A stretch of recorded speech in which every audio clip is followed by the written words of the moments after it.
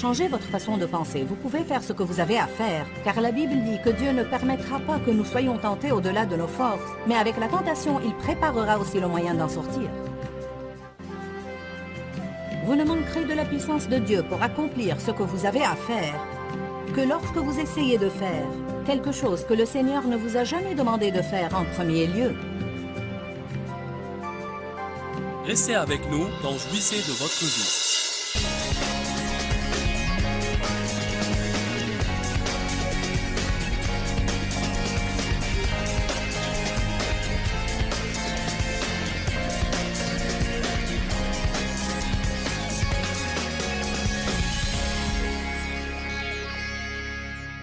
Je ne sais même pas comment vous dire à quel point je crois que notre vie peut changer si nous prenons tout simplement une décision.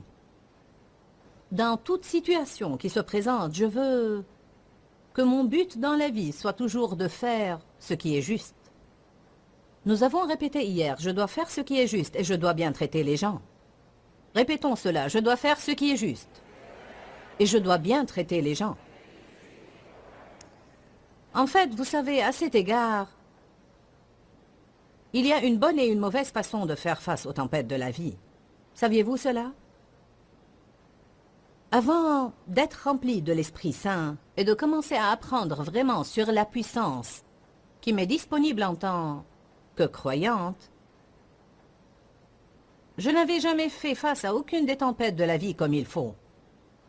J'imagine que beaucoup de personnes d'entre vous continuent à ne pas faire face aux tempêtes de la vie comme il faut. Vous dites, comment sommes-nous censés faire cela? Bien, il ne faut pas qu'on soit contrarié. Pas du tout. Comment puis-je ne pas être contrarié quand j'ai des problèmes? C'est ce que le monde pense, et c'est de cette façon que le monde nous a appris à réagir aux choses que nous n'aimons pas. Mais comme dans toutes les choses, ce que Jésus nous apprend est totalement l'inverse de ce que le monde nous apprend. Il dit que nous pouvons avoir la paix en pleine tempête. Pensez combien ce serait merveilleux si, quoi qu'il se passe, vous pouviez rester inébranlable.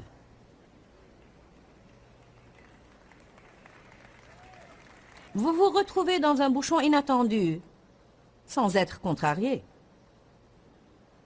Vous avez à faire la queue à l'épicerie, quand la personne qui est devant vous n'a pas de prix sur ses produits, et la vendeuse n'a plus de bande dans la caisse enregistreuse, et elle est nouvelle et ne sait pas ce qu'elle fait en tout cas. Et ça fait une demi-heure qu'elle essaye de faire entrer la bande dans la caisse enregistreuse. Et vous devez rentrer chez vous parce que vous êtes en hâte.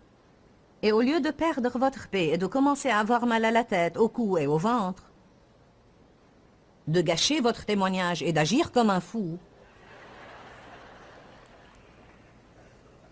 vous pouvez rester stable. Ce n'est pas impressionnant? Nous pouvons apprendre à faire cela, car nous avons la force de le faire. Dites force. Je veux que vous arrêtiez de penser aujourd'hui que vous ne pouvez pas faire les choses. Le monde nous a appris à penser, je ne peux pas supporter ça. Je ne peux pas affronter ça. Je ne peux pas faire ça. C'est trop pour moi. Je veux que vous sachiez bien ce matin que rien de ce qui se met en travers de votre chemin n'est trop pour vous. Peu m'importe ce que c'est, Dieu peut y faire face. Vous ne pouvez pas le faire, mais lui, il peut et il vit en vous. Luc 10, 19 dit, « Voici, je vous ai donné le pouvoir. » Non pas la faiblesse, la peur, la timidité et la lâcheté. Non l'incapacité, mais la capacité. Je puis tout par Jésus-Christ qui me fortifie. Paul parlait de comment il faisait face aux tribulations. Il parlait de la façon de traiter la prospérité et les tribulations. À vrai dire, certains ne traitent pas bien la prospérité non plus, car dès qu'ils ont un peu d'argent, ils vivent selon la chair. Vous avez besoin de la puissance de Dieu pour traiter le succès comme il faut, de même que vous avez besoin de la puissance de Dieu pour faire face au manque. Vous m'avez entendu? Parce que l'argent peut changer les gens. Le succès peut changer les gens. Même un grand ministère peut changer les gens. C'est pourquoi Dieu renonce à promouvoir tous ceux qu'il aimerait promouvoir, car pour être honnête avec vous, je ne crois pas qu'il y a beaucoup de gens qui, après avoir eu un succès retentissant, continuaient à aimer Jésus radicalement.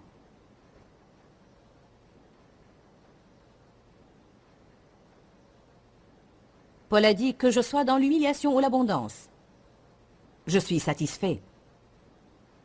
Nous traversons des épreuves dans la vie où nous passons parfois par une période d'abondance et tout va super bien, et puis tout à coup nous sentons comme si le monde était bouleversé. Il faut que vous compreniez que de temps à autre, Dieu va nous réajuster un peu et nous éprouver. 1 Pierre dit, ne soyez pas surpris de la fournaise qui sévit au milieu de vous pour vous éprouver. Pourquoi, à votre avis, chaque année à l'école, vous faites des examens finaux avant de pouvoir passer à la classe suivante? Vous n'obtenez pas un diplôme car vous avez assisté aux cours tous les jours. Vous n'obtenez pas un diplôme car vous avez suivi dans vos livres pendant que le prof enseignait. Vous n'obtenez un diplôme que quand vous faites les examens finaux et vous montrez par vous-même que vous pouvez répondre aux questions et trouver les réponses. Il ne suffit pas que quelqu'un d'autre le fasse toujours pour nous. Il ne suffit pas que quelqu'un prie pour que nous surmontions nos problèmes. Il ne suffit pas que je me tienne dans les queues de prière.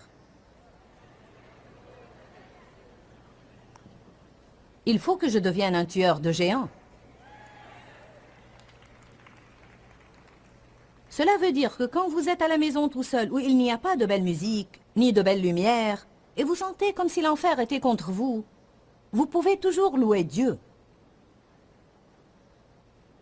Quand vous êtes seul à la maison et personne ne vous prêche sur les offrandes, alors que votre réfrigérateur est en panne et votre machine à laver est en panne, vous pouvez surmonter cela et dire « Je m'en fous, Satan. Je vais faire exactement ce que Dieu me demande de faire et je ne vais pas le faire seulement quand c'est facile. Je vais le faire spécialement quand c'est dur. » Pourquoi croit-on qu'on ne peut faire ce qui est juste que quand c'est facile? Changez votre façon de penser. Vous pouvez faire ce que vous avez à faire, car la Bible dit que Dieu ne permettra pas que nous soyons tentés au-delà de nos forces, mais avec la tentation, il préparera aussi le moyen d'en sortir. Vous ne manquerez de la puissance de Dieu pour accomplir ce que vous avez à faire que lorsque vous essayez de faire quelque chose que le Seigneur ne vous a jamais demandé de faire en premier lieu.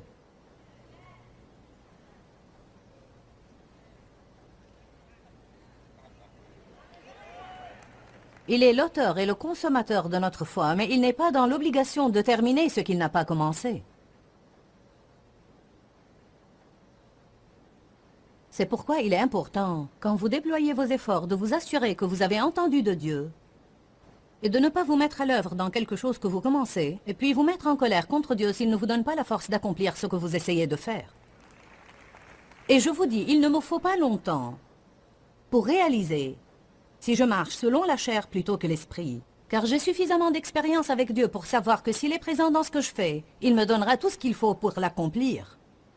Il me donnera la sagesse, il trouvera des personnes pour m'aider, il me fournira les finances, il me donnera le désir et il me donnera l'énergie nécessaire dont j'ai besoin. Allez maintenant. Mais si je fais quelque chose car quelqu'un veut que je le fasse, je manquerai de finances, je me débattrai et je combattrai les diables tout le temps. Et si je fais quelque chose parce que je veux le faire, je manquerai de finances, de force et je manquerai même de vrais désirs. Vous vous sentirez épuisé et à bout de force tout le temps, et vous ne ferez que réprimer les diables. Non merci, j'ai assez fait cela. Je veux jouir de ce que je fais, sinon je ne vais pas le faire. Et je ne pourrai en jouir que si Christ le faisait à travers moi.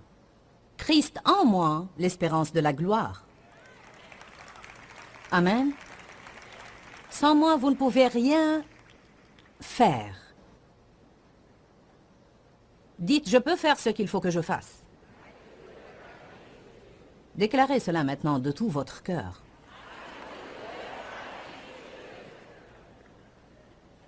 Permettez-moi de faire une suggestion. À votre place, je noterai ces idées sur un bout de papier et je me ferai une petite liste de confessions. Surtout si vous êtes de ceux qui ne sont pas très stables face aux tempêtes, et si vous ne l'êtes pas, vous le savez probablement. Je ne parle pas des tempêtes naturelles pendant lesquelles vous vous hâtez de couvrir votre tête, mais je parle de... Qui a remarqué que les tempêtes de la vie ne peuvent pas être prévues par la météo?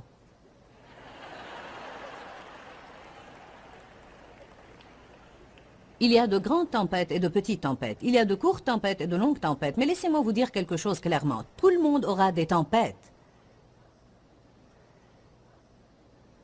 Mais le soleil brille toujours de l'autre côté des nuages. Le soleil brillera toujours de nouveau. Une des choses que vous avez besoin de dire en pleine tempête, et cette tempête va disparaître. Elle va disparaître, et je vais la surmonter.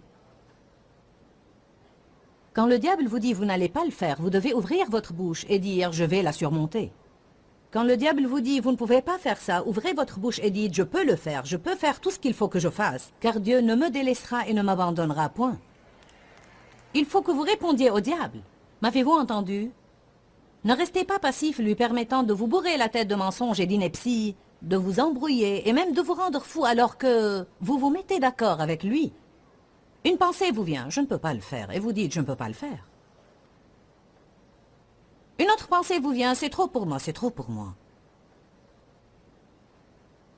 Une autre pensée vous vient, je ne peux plus supporter ça, je ne peux plus supporter ça. Puis une autre pensée, je ne peux pas endurer ça, vous dites, je ne peux plus endurer ça. Nous devons déclarer par notre propre bouche, non ce qui vient d'ici à notre bouche, mais ce qui vient d'ici à notre bouche. Amen. Faisons comme les enfants. Faites cela et dites, je ne vais pas faire ça. Je vais faire ça.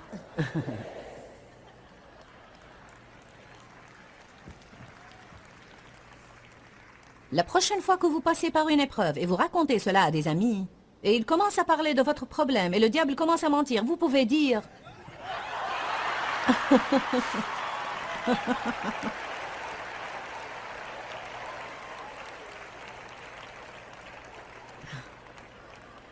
Ça attire l'attention, n'est-ce pas? Qui a jamais senti sa pensée se débattre contre son esprit? Tout le temps, non? Une partie du cheminement dans l'esprit veut dire que je vais me mettre d'accord avec mon esprit au lieu d'être d'accord avec mes pensées parce que la Bible dit que le désir de la chair, c'est la mort. La Bible amplifiée dit que le désir de la chair, c'est le raisonnement sans le Saint-Esprit. En d'autres termes, c'est ce qui provient des pensées. Comme ce que nous avons lu hier à propos de Salomon. Il a dit, j'ai consulté mes propres pensées. Dites tous, grande erreur.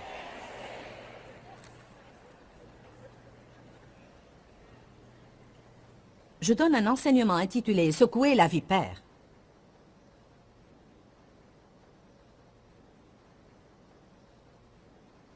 Lorsque Paul était à l'île de Malte,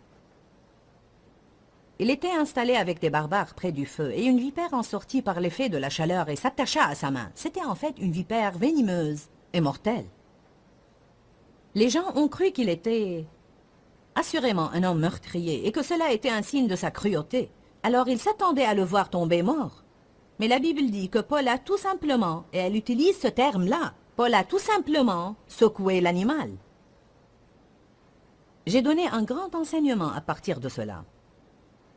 C'est que quand quelqu'un me repousse, je dois secouer cela.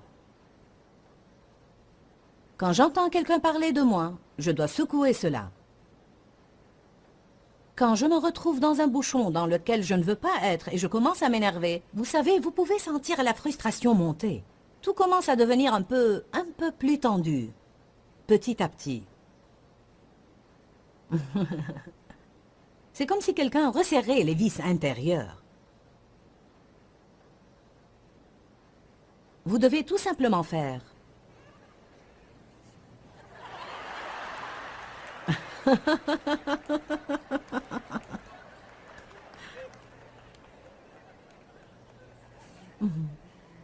Jésus a dit aux disciples, quand vous entrez dans une ville et ils ne vous reçoivent pas, il y a plein de villes. Vous ne les traverserez pas toutes avant mon avènement. Alors ne vous inquiétez pas de quelqu'un qui ne veut pas vous recevoir. Il a dit, quand vous sortez de cette ville, secouez tout simplement la poussière de vos pieds et allez vers d'autres villes. Quelqu'un a donné cela à ma fille ce matin qui va avec ce message. Alors je vais vous le lire. Un jour, l'âne d'un fermier est tombé dans un puits. L'animal pleurait pitoyablement pendant des heures alors que le fermier essayait de voir que faire à cet égard. Imaginez, l'âne est dans le puits et il est en train de pleurer. Le fermier dit, comment vais-je t'en faire sortir? Finalement, il a décidé que l'animal était vieux et qu'il allait falloir l'enterrer en tout cas. Ça ne valait pas la peine d'essayer de sauver l'âne. Alors il a appelé tous ses voisins et il leur a dit « Nous allons le couvrir de terre ». Alors ils ont tous commencé à jeter de la terre dans le puits. Au début, l'âne s'est rendu compte de ce qui se passait. Il a poussé des cris horribles. Ça vous rappelle quelqu'un que vous connaissez? C'est comme, je sens comme si tout va s'effondrer sur moi.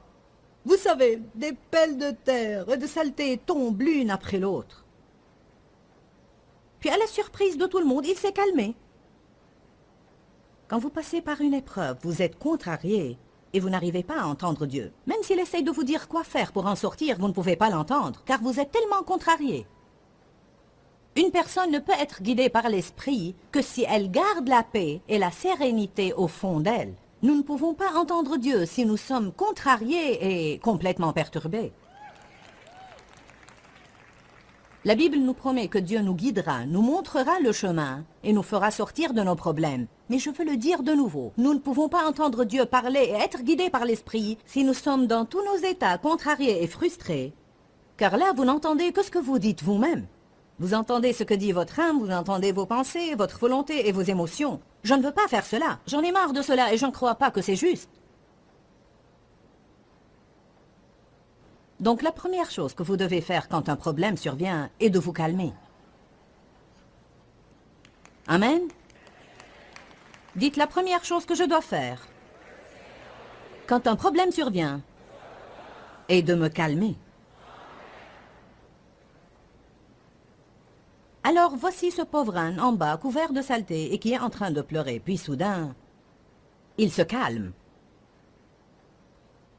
Il a finalement pensé, ces gens ne vont pas m'aider, il vaut mieux que je reçoive une révélation. Après avoir versé quelques pelles de plus, le fermier a regardé dans le puits et il a été étonné par ce qu'il a vu. Avec toute pelle de terre versée sur le dos de l'âne, ce dernier faisait quelque chose d'étonnant. Il l'a secoué et puis il marchait dessus.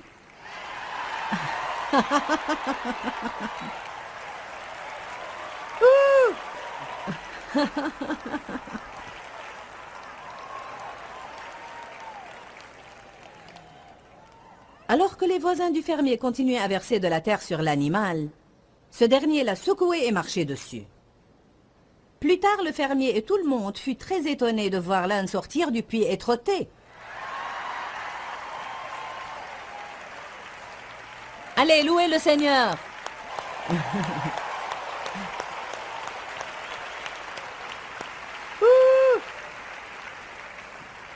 Vous savez, nous pouvons soit être enterrés sous nos problèmes, soit les secouer, avoir confiance en Dieu et lui permettre de nous élever vers un endroit plus haut. Car voici ce qui se passe exactement. Quand vous êtes au milieu des tribulations dans lesquelles personne ne peut vous aider sauf Dieu, c'est à ce moment-là que vous pouvez connaître Dieu vraiment. Vous n'avez même pas vraiment un problème, pas un vrai problème, jusqu'à ce que survienne un problème que personne ne peut résoudre sauf Dieu. Certaines choses que nous considérons comme problèmes ne sont pas des problèmes. La vie va verser des saletés sur vous, tout genre de saletés. L'astuce pour sortir du puits, c'est de secouer les saletés et de marcher dessus. Alléluia. Dites tous, je ne vais pas être vaincu. Je peux faire tout ce que je dois faire. Si vous n'êtes pas des personnes très stables au milieu des épreuves et des tribulations, notez quelques-unes de ces déclarations. Je peux faire tout ce que je dois faire. Rien n'est trop pour moi. Dieu est toujours avec moi. Et vous devez vous appliquer très sérieusement tous les jours et peut-être pendant 6 mois. Vous devez vous tenir quelque part dans votre maison et vous devez confesser ces choses à haute voix, peut-être 4, 5 ou 6 fois par jour. Et de cette façon, vous pourrez former une nouvelle image à l'intérieur de vous. Non celle d'une mauviette ou d'un faible qui ne peut rien traiter dans la vie, mais vous allez découvrir que vous vous transformez en une personne audacieuse et courageuse, et peu importe ce qui va à votre rencontre, il ne vous dissuadera pas parce que vous savez que Jésus ne vous abandonnera et ne vous délaissera point. Savez-vous que vous pouvez changer l'image que vous avez formée de votre personne en déclarant la parole de Dieu jusqu'à ce que vous la croyiez et que vos pensées soient tellement renouvelées que vous commencez à agir d'une manière différente? Nos actions ne changeront jamais à moins que nos pensées changent. Le psaume 57:1 dit « Aie pitié de moi, ô Dieu, aie pitié de moi, car mon âme cherche un refuge et trouve un abri en toi. Oui, à l'ombre de tes ailes, je cherche un refuge et je serai assuré jusqu'à ce que les calamités et les tempêtes destructives soient passées. » J'ai vu ça ce matin et j'ai pensé « Je vais lire cela. » Il dit « Quand les problèmes surviennent, je vais dire ça, Seigneur, tu es miséricordieux et tu es bon. Et je vais te faire confiance jusqu'à ce que la tempête soit passée. »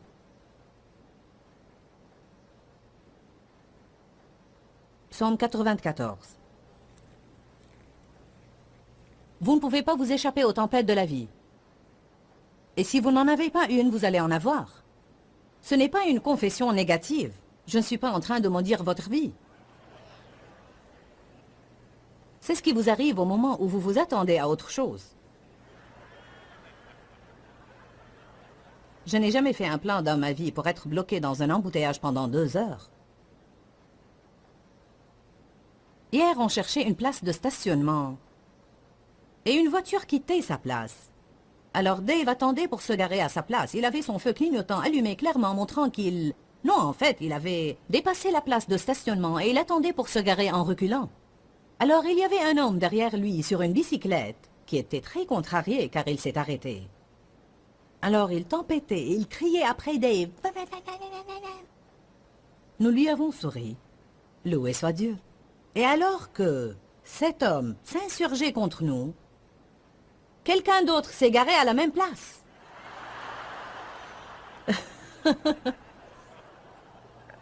Je me rappelle que dans le passé, mon mari serait peut-être sorti de la voiture et revenu là-bas. S'il n'avait pas fait cela, il aurait au moins... Nous avons dit, que Dieu te bénisse, nous espérons que tu jouiras de cette place, nous allons trouver une autre. Je ne vais plus jamais permettre à des gens stupides de voler ma joie.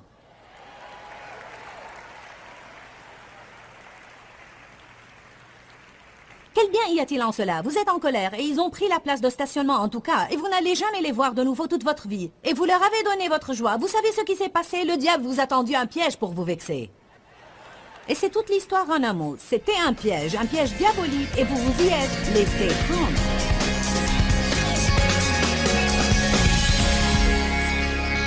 À mon avis, la vie ne mérite même pas d'être vécue si je ne vais pas jouir de la paix et de la sérénité dans ma vie.